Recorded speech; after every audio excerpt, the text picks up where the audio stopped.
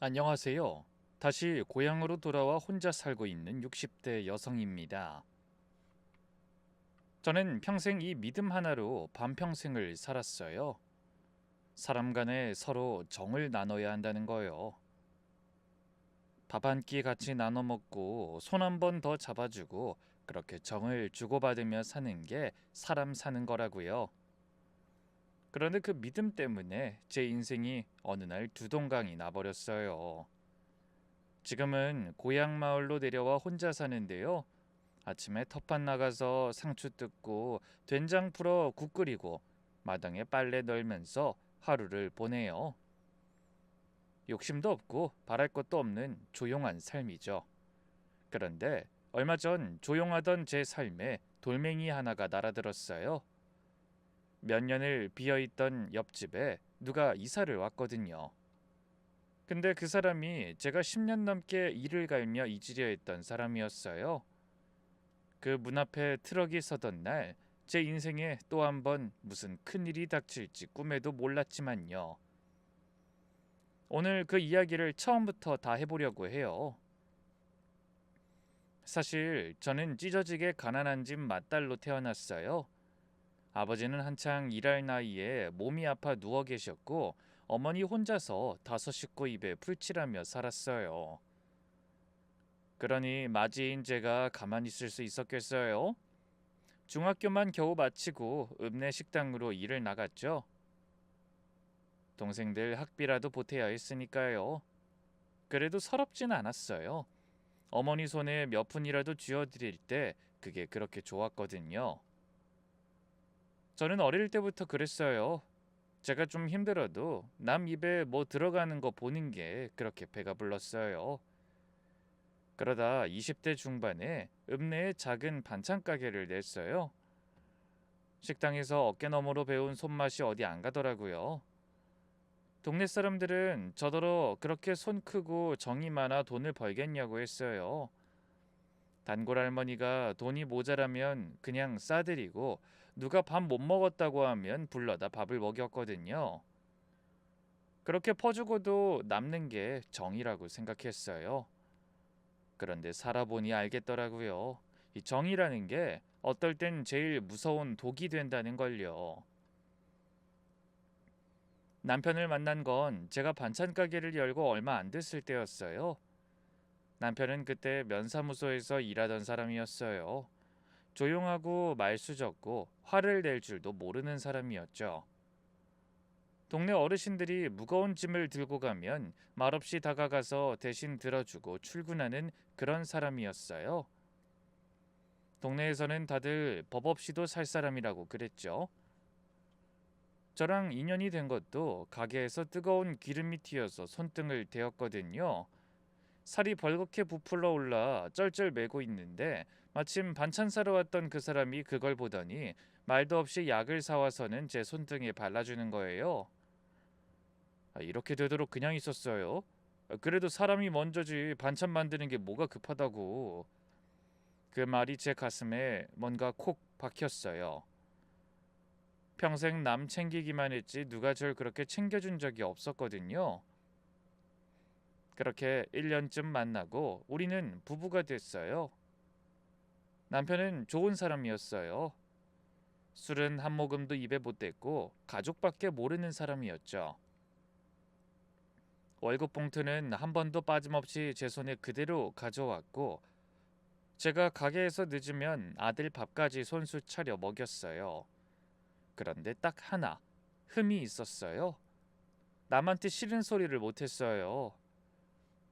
내가 좀 참으면 다 좋게 끝나잖아. 굳이 사람 마음 상하게 할 거 뭐 있어.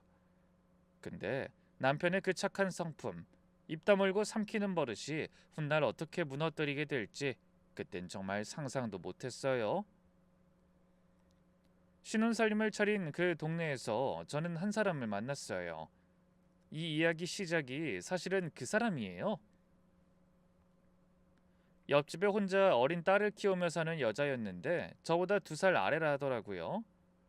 남편이랑 일찍 갈라서고 혼자 아이를 키운다고요. 얼굴은 곱상한데 어찌나 쓸쓸해 보이던지 제 천성이 그런 걸 그냥 못 지나치는 편이라 그날 집에 와서 부침개를 부쳐서 한 접시 들고 그 집문을 두드렸어요. 저 옆집 사는 사람이에요. 이거 좀 부쳤는데 따뜻할 때 얼른 먹어봐요. 그 여자가 문을 빼꼼 열고 절 보는데 눈이 그렁그렁한 거예요. 그러더니 이러더라고요. 이 동네 와서 누가 저한테 말 걸어준 거 처음이에요.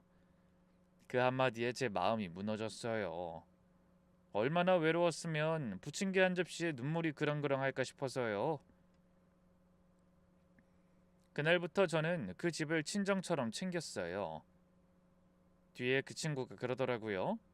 언니, 난 세상 사람이 다 나를 미워하는 줄 알았다. 이혼한 여자라고 다들 손가락질하고. 그런데 언니는 안 그랬잖아. 언니 같은 사람 진짜 처음 봐. 나 없었으면 못 살았어. 저는 그 말이 그렇게 좋았어요. 내가 누구한테 이렇게 의지가 되는 사람이구나 싶어서요. 우리는 그렇게 둘도 없는 사이가 됐어요. 갯돈도 같이 붓고 장도 같이 보고 속상한 일이 있으면 마루에 마주 앉아 새벽까지 이야기를 나눴어요. 제 속에 있는 비밀이란 비밀은 다 알 정도로요. 그런데 지금 와서 돌이켜보면 그때 이상한 게 한둘이 아니었어요. 제가 가게에 나가고 없는 낮이면 집에 전구를 갈아야 한다, 수도가 샌다, 문짝이 떨어졌다, 애가 아프다, 별별 핑계로 우리 남편을 불러댔어요. 남편이 가면 꼭 뭘 싸들려 보냈고요. 그땐 그냥 이렇게만 생각했어요. 집에 남자가 없으니까 힘들 수도 있겠다. 그게 제 남편을 통째로 빼앗아 가고 싶어하는 눈빛이라는 걸 전 정말 꿈에도 몰랐던 거예요. 정을 주면 정으로만 돌아오는 줄 알았던 거죠. 제가 그렇게 어리석었어요. 근데 그 친구랑 가까이 지내다 보니 늘 자기 신세 한탄을 입에 달고 자랐어요. 특히 갈라선 전 남편 얘기만 나오면 눈빛이 변했죠. 한 번은 마루에 앉아 한참을 말이 없다가 이러더라고요. 언니, 세상이 너무 불공평하지 않아? 착하고 듬직한 남자는 왜 죄다 임자가 따로 있을까? 나한텐 왜 그런 인연이 안 오냐고. 그러면서 묻지도 않은 제 남편 자랑을 자기가 늘어놓는 거예요. 형부는 어쩜 그렇게 자상할까? 언닌 좋겠다. 난 그런 복은 없나 봐.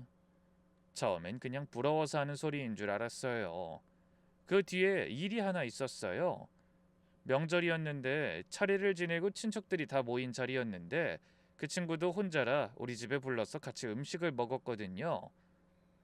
제가 부엌에서 전을 부치고 있는데 마루 쪽이 갑자기 조용해졌어요. 이상한 느낌이 들어서 나가봤더니 남편 얼굴이 사색이 돼 있는 거예요. 핏기가 하나도 없이요. 그 친구는 입술을 꽉 깨물고 고개를 푹 숙이고 있었고요. 분위기가 얼음장 같았어요. 저는 영문을 몰라서 물었어요. 무슨 일이야? 둘이 왜 그래? 그런데 우리 남편이 황급히 일어나면서 이러는 거예요. 야, 아무 일도 아니야. 그냥 나 좀 잠깐 바람 좀 쐬고 올게. 그러고는 마당으로 나가버렸어요. 제가 그 친구한테 무슨 일이냐고 물어도 그 친구는 그냥 아무것도 아니라며 덮어버리고는 서둘러 자기 집으로 가버렸고요.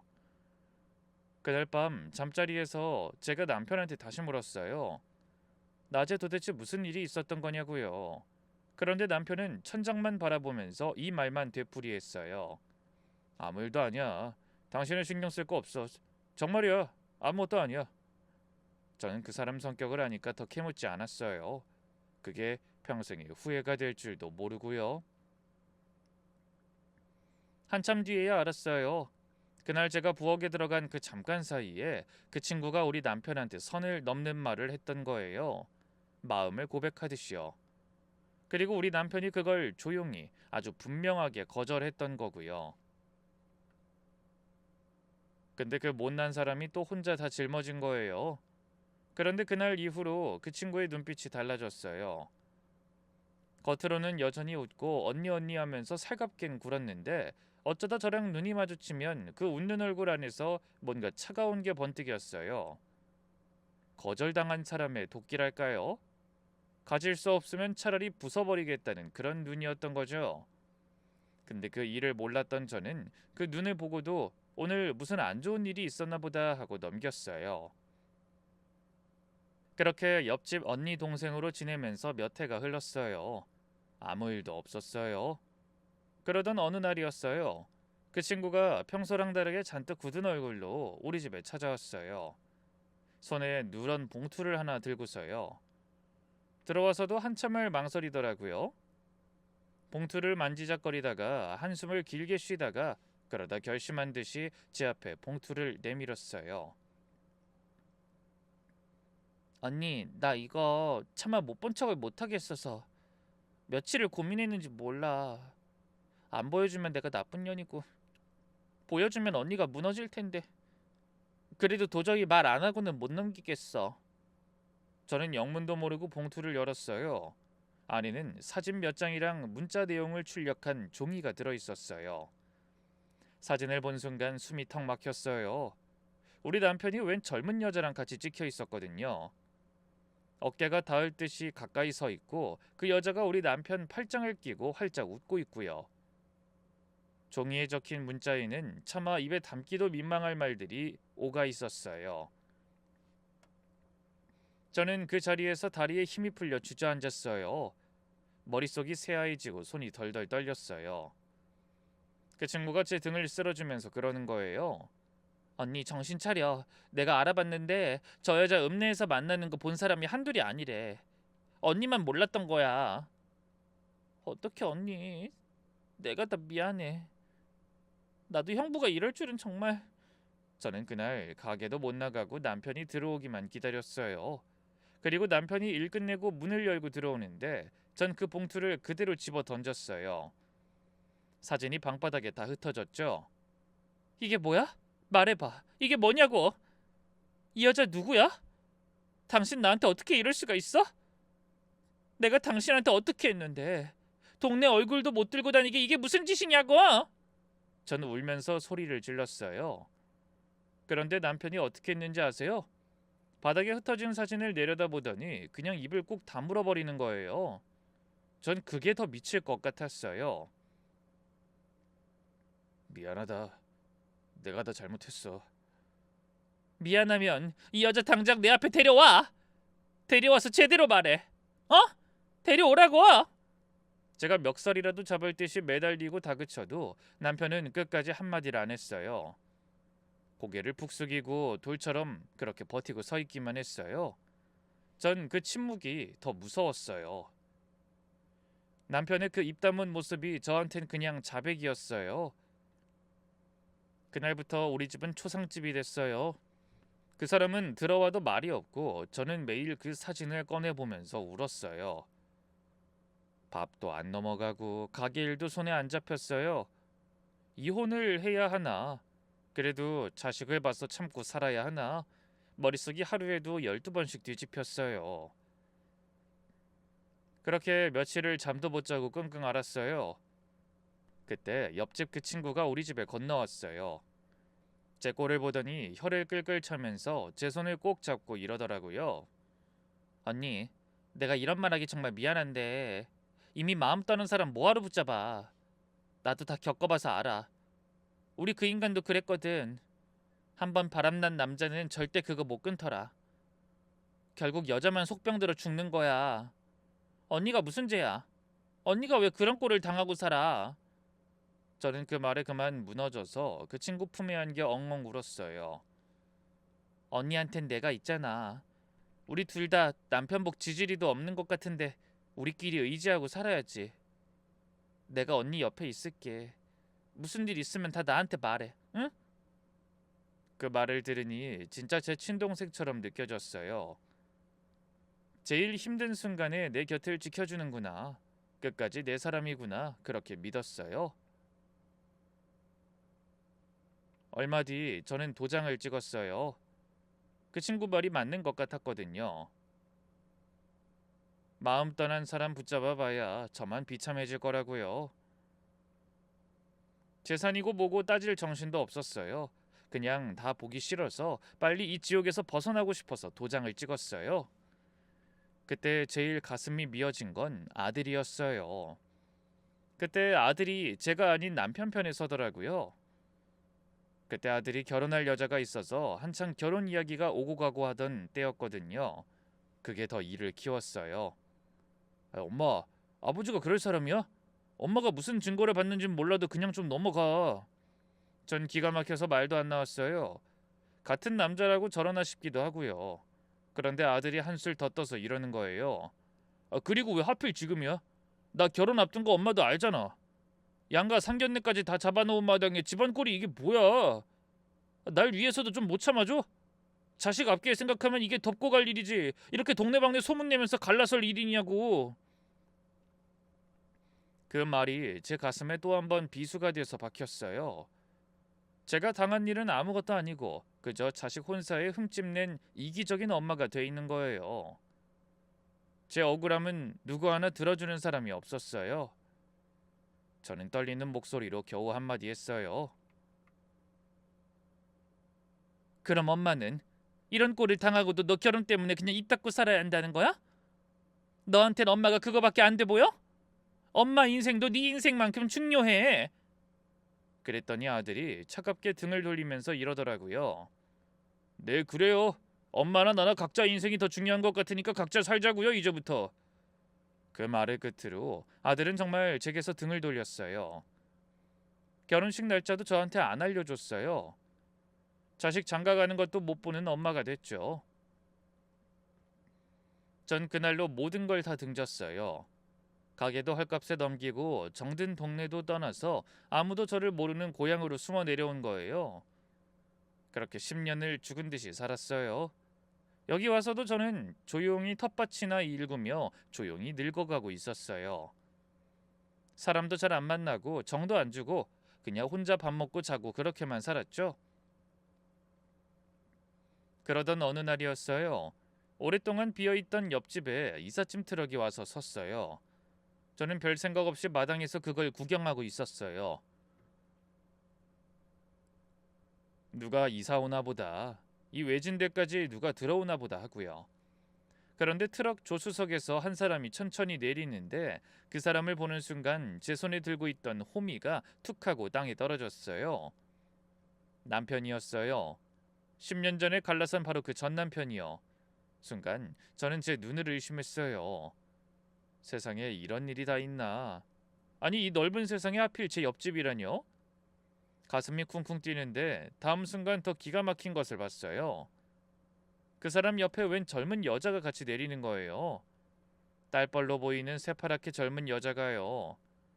그 여자가 이삿짐 센터 사람들한테 이래라 저래라 척척 지휘를 하는데 누가 봐도 그 집 안주인 행세였어요. 피가 거꾸로 솟더라고요.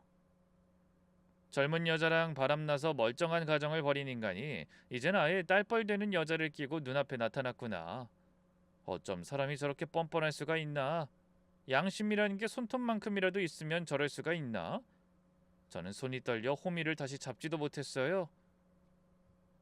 그날 저녁 분을 못 삭히고 마당만 왔다 갔다 서성이는데 마침 쓰레기를 들고 나온 남편이랑 골목에서 딱 마주쳤어요. 그 사람도 절 보고 흠칫 놀라더라고요. 그러더니 주위를 휙휙 살피는 거예요. 누가 보는 사람은 없나 하고요. 그러고는 저한테 다가와서 목소리를 한껏 낮춰서 거의 사정하듯이 이렇게 말했어요. 미안아, 부탁이다. 우리 그냥 서로 모른 척하고 살자. 어? 부탁이야. 아무것도 묻지 말고 그냥 모르는 사람처럼. 그 말이 어찌나 뻔뻔하게 들리던지 기가 차서 한참을 그 사람 얼굴만 쳐다봤어요. 동네방네 떠들고 다닐까봐 미리 입막음하는 거잖아요. 그 자리에서 따귀를 한 대 올려붙이고 싶은 걸 꾹 참고 떨리는 목소리로 받아쳤어요. 모른 채? 내가 왜? 무슨 염치로 나한테 당신은 그런 부탁을 해? 젊은 여자 끼고 보란된 내 옆집으로 이사까지 와놓고 모른 척하고 살자고?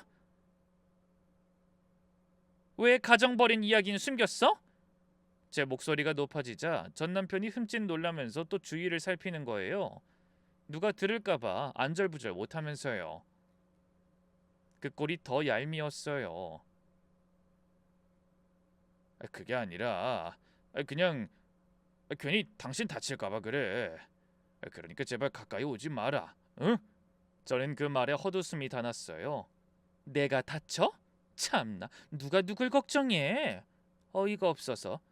그런 위선은 됐어. 전 남편은 고개만 떨궜어요. 그러더니 들릴 듯 말 듯한 목소리로 같은 말만 되풀이했어요. 미안하다. 그냥 모른 척 해줘. 그게 당신을 위한 거야. 부탁이다 미연아. 그러고는 도망치듯 그 집 안으로 들어가 버렸어요. 전 그 자리에 멍하니 서서 닫힌 그 문만 노려봤어요. 저를 위해서라는 그 말이 어찌나 가증스럽던지요. 적반하장도 유분수지 젊은 여자 끼고 와서는 옛 마누라더러 입 닫고 살라고요? 그날 밤을 꼬박 새웠어요. 오랜 시간 묵혀둔 분노가 그날 다시 활활 타오르는 거예요. 그래서 저는 다음 날부터 부녀회며 계모임이며 동네 소문이란 소문은 다 모이는 자리를 부지런히 돌기 시작했어요. 그게 제 복수의 시작이었어요. 거창한 건 아니었고 동네 망신이라도 주자는 생각이요. 그런데 막상 캐면 캘수록 제가 생각한 그림에서 자꾸 어긋나는 거예요. 분명히 뻔한 막장 이야기일 줄 알았는데 들여다볼수록 앞뒤가 안 맞더라고요. 저를 가장 헷갈리게 한 건 동네 소문이었어요. 분명히 같은 집, 같은 사람들을 두고 하는 말인데 사람마다 하는 소리가 다 달랐거든요. 하루는 윗집 할머니가 저한테 이러더라고요. 새로운 그 집 말이야. 남자 보고 아저씨 아저씨하고 부르던데 부녀 사이는 아닌 것 같고 그렇다고 부부 같지도 않고 영 뭔 사이인지 모르겠더라고. 참 요상해. 그런데 또 며칠 뒤에 만난 아랫집 며느리는 정반대로 말하는 거예요. 아유 무슨 소리예요. 내가 두 귀로 똑똑히 들었다니까요. 그 여자가 영감님 오고 아빠라 하던데요. 딸인가 보다 했지. 늦둥이 딸 아닐까요? 또 어떤 사람은 둘이 영락없는 부부라고 우겼고요. 한 집을 두고 누구는 아저씨, 누구는 아빠라 하고 누구는 부부라 하고 도무지 갈피를 잡을 수가 없었어요. 아니 멀쩡한 부부면 헷갈릴 일이 뭐가 있어요. 소문이 이렇게 제각각이라는 것부터가 뭔가 이상한 거였어요. 특히 그 여자가 동네 사람들한테 떠벌리고 다니는 말이 있었어요. 어디 가서든 한숨을 푹푹 쉬면서 전 남편에 대해 하는 말이 이런 식이었거든요. 아, 말도 못해요. 글쎄 노름을 못 끊어서 제가 이 시골까지 데리고 내려온 거거든요. 그냥 뒀다간 집안 들어먹을 사람이라니까요. 술은 또 어찌나 마셔대는지 밤마다 사고를 또 얼마나 치는지 제가 옆에서 밤낮으로 안 지키면 큰일 나는 사람이에요. 무슨 죄를 지어서 이 고생을 하는지 몰라요. 이러면서 자기가 무슨 대단한 희생을 하는 양 동네 사람들 동정을 사고 다녔어요. 그런데 이 말을 전해 듣는 순간 저는 소름이 쫙 돋았어요. 그 말이 새빨간 거짓말이라는 걸 이 세상에서 저보다 더 잘 아는 사람이 없었거든요. 남편은 술 한 모금도 입에 못 대는 사람이에요. 결혼해서 사는 내내 회식을 가도 사이다만 마시고 오던 사람이라고요. 제사 지내고 음복하는 술 한 잔도 입만 댔다 떼는 신용만 하던 사람이었어요. 그리고 도박요? 평생 화투패 한 번을 안 주워본 사람이에요. 명절에 친척들끼리 모여서 몇백 원 걸고 하는 것도 질색을 하면서 손사래를 치던 사람이었어요. 그런 사람을 두고 노름꾼에다 술꾼이라뇨? 그 여자가 사람들 앞에서 눈 하나 깜짝 안 하고 거짓말을 지어내고 있었던 거예요. 전 그게 너무 이상해서 그날부터 그 집을 유심히 지켜보기 시작했어요. 텃밭에 나가는 척하면서 곁눈질로 그 집 마당을 살피고 빨래를 넣는 척하면서 담장 너머로 귀를 기울였죠. 그랬더니 더 이상한 게 하나둘 보이기 시작하는 거예요. 새살림을 차린 남녀라면 그래도 알콩달콩 사는 맛이라는 게 있어야 할 거 아니에요. 그런데 그 여자는 전 남편한테 살가운 구석이 단 하나도 없었어요. 말 한마디라도 아랫사람 부리듯 톡톡 쏘아붙이고요. 한 번은 담장 너머로 이런 소리가 들렸어요. 가만히 좀 있으라니까. 누가 나가서 입 놀리래? 그러게 집에서 꼼짝도 하지 말랬잖아. 남편을 윽박지르는 소리였어요. 그러고 보니 그 여자가 남편 통장이며 도장이며 핸드폰까지 죄다 자기가 쥐고 있더라고요. 남편이 동네 사람들이랑 말이라도 몇 마디 나누려고 하면 어디 있다 튀어나오는지 잽싸게 끼어들어서 팔을 잡아 끌고 집으로 데리고 들어가 버렸어요. 누가 남편한테 말이라도 걸라치면 그 여자가 대신 나서서 막아버렸고요. 심지어 끼니까지 자기 기분 따라서 줬다 안 줬다 하는 눈치였어요. 그런데 무엇보다 제 가슴을 철렁하게 한 건 남편의 달라진 모습이었어요. 그 10년 새 폭삭 늙어 있었어요. 등이 활처럼 굽고 핏기 하나 없이 얼굴은 누렇게 떠 있고, 한때 그렇게 듬직하고 총기 넘치던 눈에는 겁이 가득했어요. 누가 큰 소리만 내도 어깨를 움찔하고요. 한때 동네에서 제일 듬직하고 반듯하던 그 사람이 쪼그라들어 눈치만 보는 늙은이가 돼 있었어요. 그 모습을 보는데 미운 마음보다 먼저 가슴 한 구석이 싸하게 아픈 거예요. 10년을 미워한 사람인데도요. 근데 아무리 봐도 그건 새살림을 차린 부부의 모습이 절대 아니었어요. 제 눈에 보인 건 갇혀있는 사람과 그 사람을 옴짝달싹 못하게 지키는 간수였어요. 사랑이 아니라 감시였죠. 그때 처음으로 한치의 의심도 없이 철석같이 믿어온 제 확신에 금이 가기 시작했어요. 뭔가 단단히 잘못됐다. 내가 알고 있던 이야기가 어쩌면 처음부터 다 틀린 건지도 모른다. 그런 생각이 머릿속을 스치는데 등골이 오싹하면서 소름이 돋았어요. 그날 저는 또 한숨도 못 잤어요. 자꾸만 그 사람의 겁먹은 눈이 떠올라서요. 그날 이후로 전 도무지 마음이 진정이 안 됐어요. 옆집을 들여다볼수록 뭔가 단단히 잘못됐다는 느낌이 자꾸만 커졌거든요. 그래서 큰맘 먹고 그 집안을 한번 두 눈으로 똑똑히 봐야겠다고 결심했어요. 근데 무슨 명분으로 그 집 문을 두드리겠어요. 그래서 제가 머리를 썼어요. 음식 핑계로요. 시골에서는 그런 걸 나눠 먹는 게 더 자연스러웠거든요. 아침부터 부엌에서 부산을 떨었어요. 잡채를 무치고 갈비찜을 하고 전 부치고 한 상 가득 정성껏 음식을 만들었어요. 손은 음식을 만드는데 머릿속은 온통 그 집 생각뿐이었어요. 들어가서 남편 얼굴이 어떤지, 그 집 살림이 어떤지, 그 여자가 남편을 어떻게 대하는지 제 눈으로 확인하고 와야겠다고요. 그리고 얼마 뒤 음식을 보자기에 싸들고 그 집 문을 두드렸어요. 가슴이 콩닥거리는 걸 겨우 진정시키며 말했어요. 계세요? 옆집 사람인데 이것 좀 드셔보시라고요. 인사나 할까 하고 왔어요. 한참 만에 문이 열리는데 젊은 여자가 나왔어요. 저를 위아래로 쓱 훑어보더라고요. 근데 그 눈빛이 어찌나 차갑고 건방지던지 들고 온 제 손이 다 무한해질 정도였어요.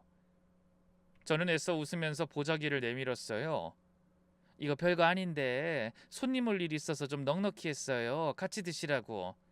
그런데 이 여자가 제가 건네는 음식에는 눈길도 한 번을 안 주고 대뜸 이러는 거예요.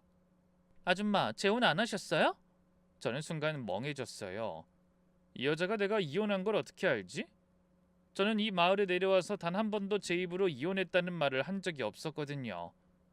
그냥 혼자 사는 여자로만 다 알고 있었어요. 근데 이 여자가 그걸 대놓고 묻는 거예요. 네? 그건 왜 물어요? 그 이야기는 어디서 들었어요? 제가 떨떠름하게 되물었더니 이 여자가 입꼬리를 비죽 올리면서 이러더라고요. 들은 건 아니고요. 그 연세에 혼자 계시길래 이혼하고 혼자겠다 싶어서요. 아니에요? 그러면서 제 표정을 슬쩍 살피는 거예요. 떠보는 게 분명했어요. 제가 아무 말도 안 하고 있으니까 이 여자가 또 한술 더 떴어요. 근데 동네에 아줌마 좋아하는 아저씨들 없어요? 이런 시골에 알부자들 많다던데. 딱 많은 호라비들 있잖아요. 전 이게 무슨 소린가 싶어서 그냥 멀뚱히 쳐다봤어요. 처음 만난 사이에 할 대화는 아니잖아요. 그랬더니 이 여자가 절 위아래로 쓱 훑어보더니 비웃듯이 이러는 거예요. 딱히 예쁜 데는 없으신데 그래도 느낌에 남자복은 좀 있으실 것 같아서요. 그 말에 얼굴이 화끈 달아올랐어요. 남자복이라니. 마치 제가 남자 여럿 거느린 여자라도 되는 양 비아냥거리는 투였어요. 처음 보는 사람한테, 그것도 한참 어린 것한테 그런 모욕적인 소리를 들으니 손이 다 떨렸어요. 그런데 더 소름 끼친 건 이 여자가 저에 대해 뭔가 알고 있다는 느낌이었어요. 그냥 던지는 말이 아니라 저를 떠보는 말 같았거든요. 저는 더 있다간 무슨 봉변을 당할지 몰라서 음식만 떠넘기듯 주고 도망치듯 나왔어요. 등 뒤로 그 여자의 비웃는 소리가 들리는 것 같았어요. 그리고 그날 집으로 돌아오는 그 짧은 길에 제 가슴이 더 서늘해진 건 따로 있었어요. 그 여자 얼굴과 표정이 분명 처음 보는 얼굴인데 낯이 익어도 너무 익은 거예요. 어디서 봤더라. 아무리 머리를 쥐어짜도 떠오르질 않았어요. 그날 새벽 사진첩 생각이 났어요.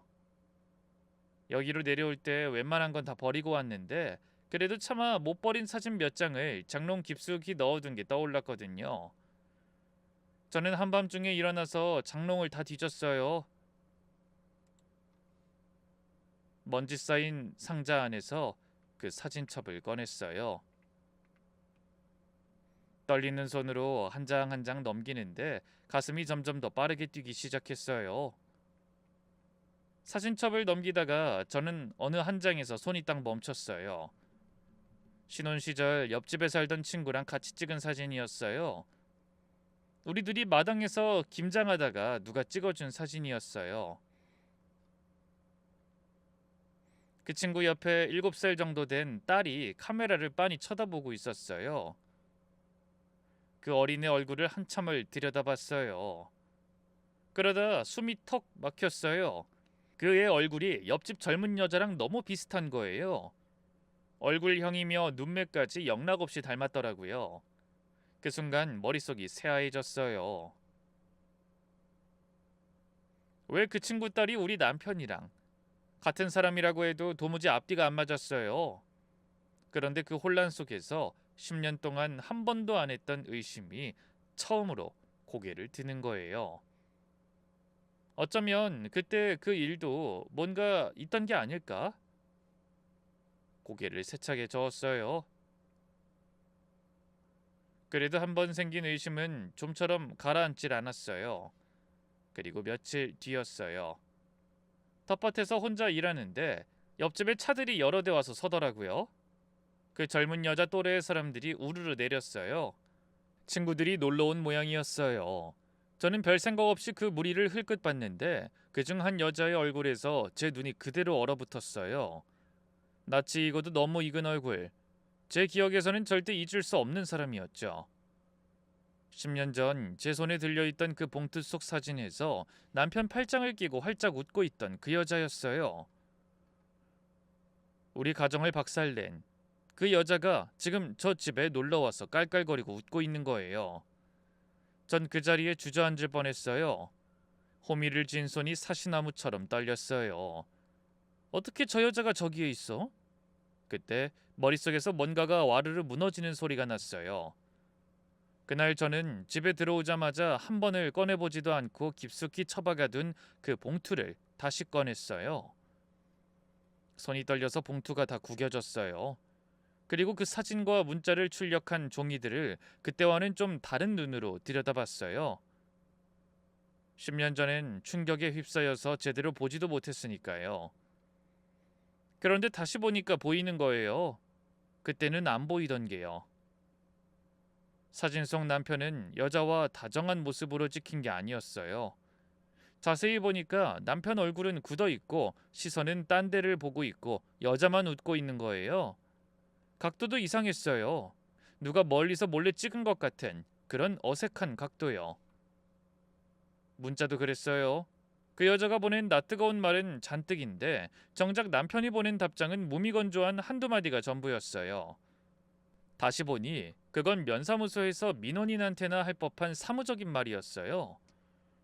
그 여자가 자기 혼자 보낸 말들 사이사이에 그 멀쩡한 답장을 교묘하게 끼워 넣어 마치 남편이 받아주고 주고받은 것처럼 보이게 만든 거였어요. 이거 터치였구나. 저도 모르게 입에서 그 말이 새어나왔어요. 이건 누가 작정하고 꾸민 거다 싶었거든요. 남편을 함정에 빠뜨리고 그걸 친구인 척하면서 저한테 가져다 준 사람. 그 사람이 누군지 전 이제 알 것 같았어요. 의심이 확신에 가까워지자 더는 가만히 있을 수가 없었어요. 그 봉투 속 여자, 저 여자한테 직접 들어야겠다고 마음먹었어요. 이때가 아니면 기회가 없을 것 같았거든요. 저는 사진 속 여자가 놀다가 떠나는 날만 노렸어요. 며칠을 그 집 앞을 살피다가 드디어 그 여자가 혼자 차를 몰고 마을을 빠져나가는 걸 봤어요. 저는 마을 어귀에 차 한 대 겨우 지나가는 좁은 그 길목에 숨어 있다 차가 나오자마자 두 팔을 벌리고 떡하니 그 길을 막아섰어요. 차가 끼익 하고 멈췄어요. 그 여자가 창문을 내리고 짜증을 내더라고요. 뭐예요? 죽고 싶어 작정했어요. 비키세요. 저는 차 앞을 막은 채로 그 여자를 똑바로 쳐다봤어요. 내려. 너 나 알지? 10년 전에 남의 남편 팔짱 끼고 사진 찍은 거 기억 안 나? 그 여자 얼굴이 하얗게 질렸어요. 그 일을 기억한 거죠. 그러더니 차를 후진시켜 나가려고 하길래 제가 더 큰 소리로 외쳤어요. 야, 안 내려? 너 그냥 가면 경찰서 가서 다 불 거야. 10년 전에 네가 무슨 짓 했는지. 그러니까 좋게 말할 때 내려서 나랑 얘기 좀 하자고. 경찰서 소리에 그 여자가 멈칫하더라고요. 한참을 망설이다가 결국 차에서 내렸어요. 저는 그 여자를 데리고 마을 끝에 아무도 안 사는 폐가로 들어갔어요. 둘이 조용히 얘기할 데가 거기밖에 없었거든요. 폐가 마당에 그 여자를 세워놓고 저는 차분한 목소리로 여자를 다그쳤어요. 똑바로 말해. 10년 전에 그거 누가 시킨 거야? 너 우리 남편이랑 아무 사이도 아니었지? 사진 찍으려고 일부러 접근한 거지? 사실대로 말 안 하면 난 너 그냥 안 보낸다? 그 여잔 처음엔 모르는 일이라고 발뺌을 하더라고요. 그런데 제가 한 발도 안 물러서고 문 앞을 딱 막고 서서 오래 묵은 한을 담아 노려보니까 결국 다리가 풀려서 주저앉더니 울먹이면서 털어놓기 시작했어요. 저도 그 일 끝나고는 그 아줌마랑 딱히 인연도 없어서 그냥 잊고 살았어요. 근데 얼마 전에 어떤 여자가 절 수소문해서 찾아왔더라고요. 그 아줌마 딸이라면서 옛날에 자기 엄마 도와서 일한 적 있지 않냐고 다시 해줄 수 있냐고요. 돈은 섭섭치 않게 챙겨주겠다고. 찜찜해서 안 한다고 했는데 계속 끈질기게 연락하고 불러내서 못 이기는 척 한번 와서 만난 것뿐이에요. 저는 그 자리에 그대로 무너졌어요. 폐가 흙바닥에 주저앉아 짐승처럼 울었어요. 그 세월이 10년이었어요. 그동안 저는 죄 없는 사람을 죽일 듯이 미워하면서 살았던 거예요. 남편도 당한 거였어요. 근데 그 사람이 왜 입을 꾹 다물었는지, 왜 변명 한마디를 못하고 고개만 숙였는지 그걸 알기까지 10년이 걸린 거예요. 그런데 그 여자한테 사진을 찍히게 시킨 그 어떤 언니, 그 뒤에 진짜 누가 있는지는 더 묻지 않아도 알았어요. 가슴이 찢어지는데 그와 동시에 또 다른 의문이 머리를 들었어요. 그렇다면 남편은 왜 지금 적골이 돼서 그 친구 딸한테 아직도 붙들려 사는 걸까? 그걸 밝히는 게 더 중요했어요.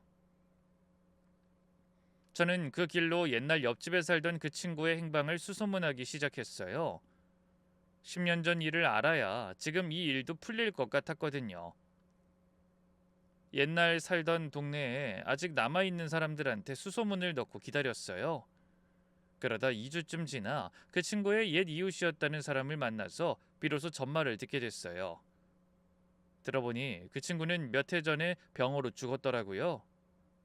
근데 그분이 들려준 이야기가 저를 더 소름 돋게 했어요. 나 그 여자랑 한 동네 오래 살았지. 근데 참 희한한 사람이었어.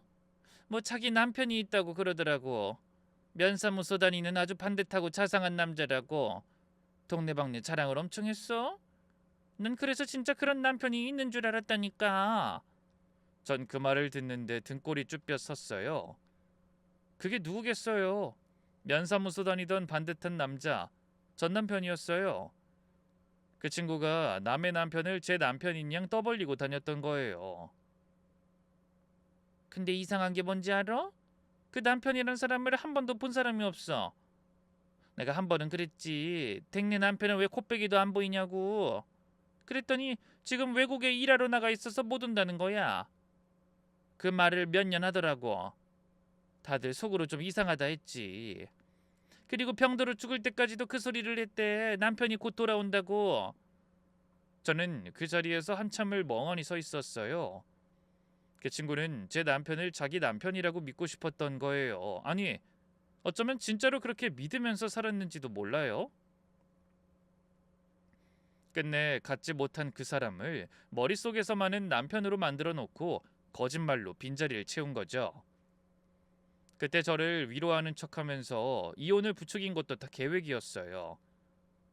우리를 갈라놔야 남편을 차지할 수 있다 생각했을 테니까요. 그 집착이 얼마나 깊었으면 죽는 순간까지 그랬을까요? 생각할수록 소름이 끼쳤어요. 그러니 그 독이 얼마나 깊었겠어요. 그 친구는 그 삐뚤어진 마음을 고스란히 딸한테 물려준 거였어요. 여기까지 알아내고 나니 저는 더는 가만히 있을 수가 없었어요. 남편이 지금 어떤 처지에 놓여 있는지 알겠더라고요. 그 친구 딸이 지금 남편을 어찌나 꽁꽁 가둬놨는지 말 한마디 붙일 틈을 안 줬거든요. 담장 너머로 보이는 거라곤 날로 야위어가는 남편의 등이랑 겁에 질린 눈빛뿐이었어요. 저대로 두면 머지않아 무슨 일이 나도 나겠구나. 그 생각이 드니까 정말 잠이 한숨도 안 왔어요. 그런데 저 혼자 힘으로는 어림도 없었어요. 그 여자는 너무나 영악했고 저는 오래전에 갈라선 남일 뿐이었으니까요. 지금 누가 제 말을 믿어주겠어요? 그러다 문득 한 사람이 떠올랐어요. 우리 아들요. 그래도 핏줄이잖아요. 그런데 아들은 10년째 제 전화를 안 받았어요.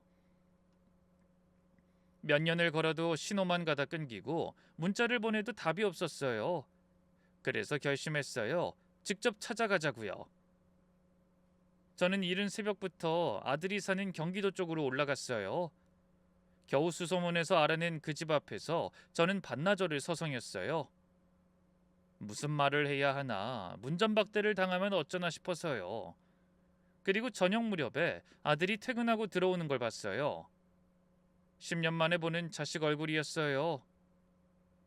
준영아, 아들이 절 보더니 얼굴이 굳었어요.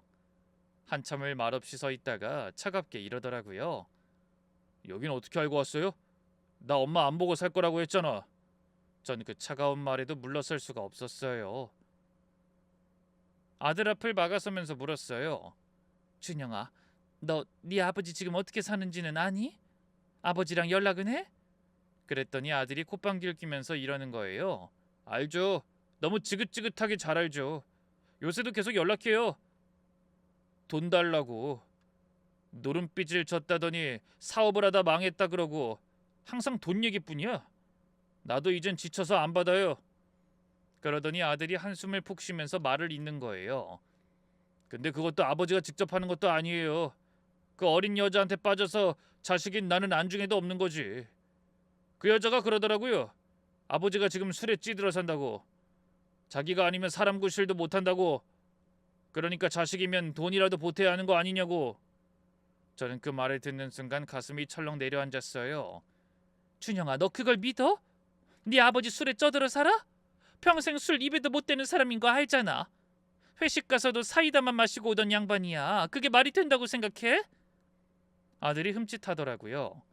한 번도 그렇게 생각해 본 적이 없다는 표정이었어요. 맞네. 그러고 보니까 아버지 술 한 모금도 못 마셨는데. 저는 아들 팔을 붙잡고 떨리는 목소리로 말했어요. 준영아, 그거 다 거짓말이야. 네 아버지 노름은 무서워서 손도 못 댈 사람이야. 너도 알잖아. 평생 술 한 잔, 명절에 화투 한 번도 안 하던 사람인 거. 그 돈 달라는 전화 네 아버지가 진짜 한 게 아니야. 옆에 있는 그 여자가 네 아버지 협박해서 시킨 거야. 네 아버진 지금 죽어가고 있어. 말도 못하고 갇혀서 다 빼앗기고. 아들 얼굴이 점점 일그러졌어요. 믿기지 않는다는 표정이었어요. 그게 무슨 소리야? 갇혀 있다니. 그제도 전화 받았는데. 엄마 무슨 소리라는 거야? 전 그동안 알아낸 걸 다 쏟아냈어요. 그 여자가 누구 딸인지, 10년 전 그 일이 어떻게 꾸며진 거였는지, 남편이 어떻게 갇혀 사는지를요. 처음엔 콧방귀를 뀌던 아들이 이야기가 길어질수록 얼굴이 하얗게 질려갔어요. 그러더니 떨리는 목소리로 묻는 거예요. 엄마, 그게 다 사실이야? 그럼 그때 그 바람 났을 때 증거도 다 가짜였어? 어, 근데 그게 중요한 게 아니야. 네 아버지부터 살리자. 이대로 두면 큰일 나. 아들이 두 손으로 얼굴을 감싸쥐었어요. 그러더니 한참 만에 고개를 들고 이러더라고요. 엄마, 어떻게 하면 돼? 나 뭐든 할게. 알았어, 아버지부터 구하자. 10년 만에 저랑 아들이 한편이 된 순간이었어요. 아들과 함께 준비하니 일이 풀리기 시작했어요. 그래도 그 여자를 잡으려면 증거가 있어야 했어요. 심증만으로는 아무것도 못하니까요. 저는 차근차근 판을 짜기 시작했어요. 10년을 혼자 이악 물고 버티면서 단단해진 도끼가 이번엔 제대로 된 대로 향하기 시작한 거예요. 가장 먼저 저는 마을에서 제 편을 만들었어요. 10년을 조용히 살았어도 마을 아주머니들이랑은 정이 두터웠거든요. 부녀회장 아주머니, 이장님, 사모님 다 제 편이었어요. 전 그분들한테 사정을 털어놨어요. 옆집 여자가 어떤 인간인지, 또 남편이 어떻게 갇혀 사는지를요. 처음엔 반신반의하던 분들도 그간 봐온 게 있으니까 제 편이 돼줬어요. 그리고 저는 사진에 찍힌 그 여자한테도 다시 연락을 했어요. 그 여자는 양심에 시달리고 있었는지 제가 부탁하니까 그때 일을 증언해 주겠다고 했어요. 조작을 증명할 첫 번째 증거였죠. 다음은 지금 벌어지고 있는 일을 파악할 차례였어요. 아들이 나섰어요. 아들은 그동안 남편한테서 온 돈 달라는 연락을 다 가지고 있었어요. 그걸 다시 보니 말투며 내용이며 남편이 아니라는 게 빤히 보였어요. 그리고 아들은 전화에 응하는 척하면서 통화 내용도 녹음하기 시작했어요. 아니나 다를까 녹음 중에 그 여자가 윽박 지르는 소리가 고스란히 녹음됐어요. 마지막으로 저는 그 여자가 제일 탐낼 만한 미끼를 준비했어요. 남편이 끝까지 안 내놓은 재산이 하나 있었거든요. 옛날에 아들 앞으로 돌려놓은 작은 땅이었어요. 그 여자는 그 땅 문서를 못 찾아서 안달이 나 있더라고요. 저는 아들이랑 짜고 그 땅을 미끼로 던지기로 했어요. 일부러 그 여자랑 친한 사람을 통해 슬쩍 흘렸어요. 이혼한 아내가 그 땅 문서가 어디 있는지 알고 있더라. 그걸 넘겨받으려고 영감을 만나려 한다더라. 하고요. 욕심에 눈먼 그 여자가 가만히 있을 리가 없었죠. 그 여자는 당장 우리 남편을 닥달하기 시작했어요. 당장 땅 문서 내놓으라고요. 그러면서 직접 저를 만나겠다고 나섰어요. 바로 제가 노린 거였어요. 그 사이 저는 마을 이장님을 통해 경찰에도 미리 다 알려뒀어요. 10년 전 그 여자의 증언, 아들이 녹음한 협박 통화, 그동안 제가 모아둔 정황들을 들고요. 처음에는 가정사라고 미적지근하던 경찰도 노인을 가둬놓고 재산을 빼앗고 있다는 정황이 명백하니까 그날 현장을 잡기로 했어요. 얼마 뒤 드디어 그날이 왔어요. 그 여자가 우리 남편을 끌고 마을회관 근처 빈 창고에서 만나기로 한 날이었어요. 땅 문서를 넘겨받겠다고요. 그런데 그 창고에는 그 여자가 모르는 비밀이 있었어요. 경찰이 창고 뒤편에 대기하고 있었어요. 제가 그 창고로 들어가니까 그 여자가 남편 팔을 거머쥐고 서 있더라고요. 남편은 그새 더 야위어서 절 보는 눈에 겁이 가득했어요. 저랑 눈이 마주치자 그 사람이 고개를 절레절레 젓는 거예요. 오지 말라고, 위험하다고. 눈에서 그렇게 말하고 있었어요. 10년 만에 마주본 그 눈빛에 저는 가슴이 미어졌지만 내색하진 않았어요. 그 여자가 절 보더니 비웃었어요. 오셨네요. 땅 문서 가져오셨어요? 그것만 넘겨주시면 저도 조용히 사라져 드릴게요. 아줌마도 동네에서 이혼녀로 소문 돌면 피곤하잖아요. 그게 서로 좋죠. 안 그래요? 저는 일부러 모르는 척 그 여자를 더 떠봤어요. 넘겨주기 전에 하나만 묻자. 너 도대체 저 사람한테 왜 이러는 거야? 무슨 권리로 재산을 다 가져가고 꼼짝도 못하게 만든 거냐고. 다 늙은 영감을 네가 왜 붙들고 있는 건데? 그 여자가 팔짱을 끼며 떠벌리기 시작했어요. 다 이겼다고 생각하니까 기고만장해진 거죠. 그거 알면 분해서 잠도 못 잘걸? 전 일부러 모르는 척 그 여자를 더 떠봤어요. 속에서 천불이 났지만 꾹 눌렀어요. 무슨 소리야? 알아듣게 말을 해. 아, 답답하긴. 그 사진 있잖아요. 아, 왜 10년 전에 이 인간이 웬 젊은 여자랑 팔짱 끼고 찍은 사진. 그거 진짠 줄 알았죠? 그거 다 우리 엄마가 꾸민 거예요.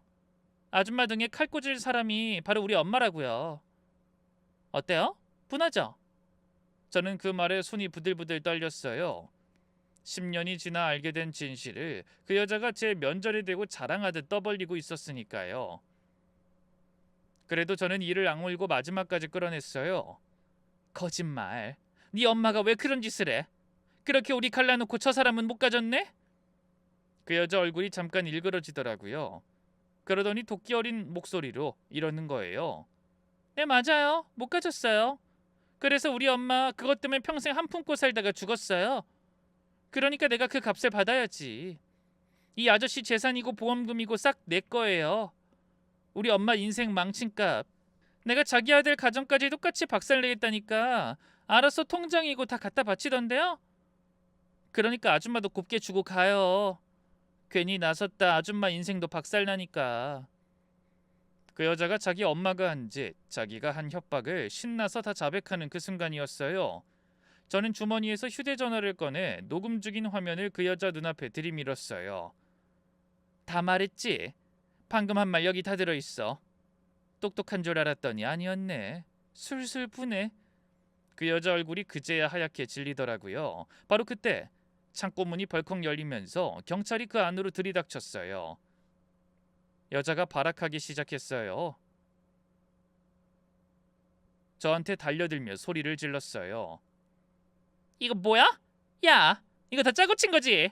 이 늙은 게 놔! 이거 무효야! 저는 그 여자를 똑바로 마주보고 섰어요. 오래 참아온 말이 시원하게 터져나왔어요. 무효? 누가 너한테 강요했는데? 네가 신나서 네 입으로 다 떠벌린 거잖아. 기억 안 나?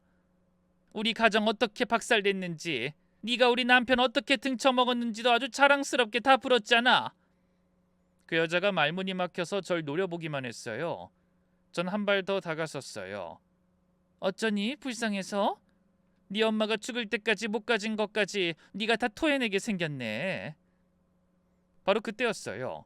줄곧 겁에 질려 고개만 숙이고 있던 남편이 처음으로 허리를 꼿꼿이 펴고 입을 열었어요. 그 떨리던 목소리가 그 순간만큼은 또렷했어요. 다 사실입니다. 이 여자가 내 재산도 다 빼앗고 날 가둬놓고 우리 아들 가정까지 박살내겠다고 협박한 거 다 사실이에요. 다 증언하겠습니다. 이제 더는 안 피할 겁니다. 그러고는 저를 돌아보는데 그 눈에 눈물이 그렁그렁한 거예요. 여보 미안해. 10년 전에도 내가 다 말했어야 했는데 당신까지 다칠까봐 우리 아들 잘못될까봐 그게 너를 더 아프게 한 거였어. 내가 진짜 못난 놈이야. 정말 미안해. 전 그 자리에서 그만 울음이 터지고 말았어요. 듣고 싶었던 그 한마디를 듣는데 그 오랜 세월이 걸린 거예요. 그 여잔 결국 경찰한테 붙잡혀갔어요. 사기에 협박에 노인을 가둬놓고 학대한 죄까지. 거기에는 10년 전 일까지 줄줄이 엮여서요. 끌려가면서도 발악하던 그 여자한테 전 딱 한마디를 했어요. 정말 마지막이라고 생각했어요. 네 엄마가 우리 가족한테 한 짓 똑같이 너한테 돌려줄 거야. 가질 수 없으면 부순다고 했지? 너희가 부순 우리 가정 내가 다시 세울 거야. 그런데 너희가 쌓아 올린 그 못된 짓은 이렇게 다 한순간에 무너지는 거야. 잘 봐도. 그 여자는 아무 말도 못하고 끌려갔어요. 묵은 채증이 그제야 쑥 내려가는 것 같았어요. 그 일이 있고 몇 달 사이 많은 것이 제자리를 찾았어요. 남편은 빼앗긴 재산 상당 부분을 되찾았죠. 그리고 나중에야 알게 된 거지만 남편이 그 모녀한테 당할 수밖에 없었던 데는 이유가 있었어요. 여자의 엄마는요, 보통 독한 사람이 아니었어요. 10년 전 우리 가정을 깨고 나서도 남편한테 끈질기게 들러붙었대요. 서슴없이 이런 말까지 했다는 거예요. 내 말 안 들으면 당신 마누라부터 가만 안 둘 거야. 내가 못할 것 같지? 남편은 그 눈빛을 보고 그 여자가 진짜 그러고도 나쁠 사람이라는 걸 알았대요. 그래서 그 사람이 살아있는 동안 늘 마음을 졸였던 거예요. 저나 아들한테 무슨 일이 생길까 봐서요. 10년 전 일을 다물고 모든 걸 뒤집어 쓴 것도 그 사람을 자극했다가 해코지할까 봐서 차라리 나쁜 놈이 되는 길을 택한 거였어요. 그런데 그 여자가 죽고 나니 그 딸이 똑같이 굴기 시작한 거예요. 아니, 딸이 더했죠. 엄마의 도끼까지 물려받아서 우리 식구가 지 엄마 인생 망쳤다는 소리만 듣고 자랐으니까요. 거머리처럼 들러붙으면 떨어질 줄을 모르고 피를 다 빨아먹을 때까지 놓아주질 않는, 그러면서 협박까지 한 거예요. 가만 안 있으면 아들네 가정을 손주들까지 다 박살내겠다고요. 우리 남편이 나중에 저한테 그러더라고요. 미연아, 난 평생 그게 무서웠어. 저런 인간들이 무슨 짓을 못하겠나 싶어서. 내가 좀 당하고 말지. 당신이나 준영이한테까지 가면 그건 정말 끝이잖아. 그게 내 나름대로 우리 식구를 지키는 방식이었어. 미련한 방법인 거 나도 알아. 근데 그것밖엔 없더라. 전 그 말을 듣는데 또 눈물이 났어요. 그 미련하고 답답한 사랑이 제 가슴에 사무쳤어요. 그리고 얼마 전 아들이 시골로 내려왔어요. 우리 앞에 무릎을 꿇고 한참을 울더라고요. 엄마 아빠, 내가 정말 죽을 죄를 지었어. 아들은 어깨를 들썩이면서 말을 잇지 못하다가 겨우 입을 뗐어요. 엄마, 나 그때 내 결혼 앞두고 문제 생길까 봐 엄마 말 안 믿었어요. 엄마가 제일 힘들 때 엄마한테 등을 돌렸어. 그러고도 10년을 그렇게 살았어. 미안해. 정말 미안해. 그러고는 아버지 쪽으로 돌아앉아서 또 한 번 머리를 숙였어요. 아빠, 나 아빠한텐 더 면목 없어. 아빠가 죽어가는 줄도 모르고 아빠 얼굴 한번 보러 갈 생각도 안 하고 혼자 얼마나 무섭고 외로웠을지 생각하면 난 사람도 아니야 정말. 저는 우는 아들을 일으켜 세웠어요. 그리고 10년 만에 새 식구가 처음으로 한자리에서 부둥켜 안고 울었어요. 서로가 등을 토닥이면서 그랬어요. 됐다. 다 지난 일이야. 우리 다 속은 거야. 엄마는 원망 안 해. 네 아버지도 그럴 거야.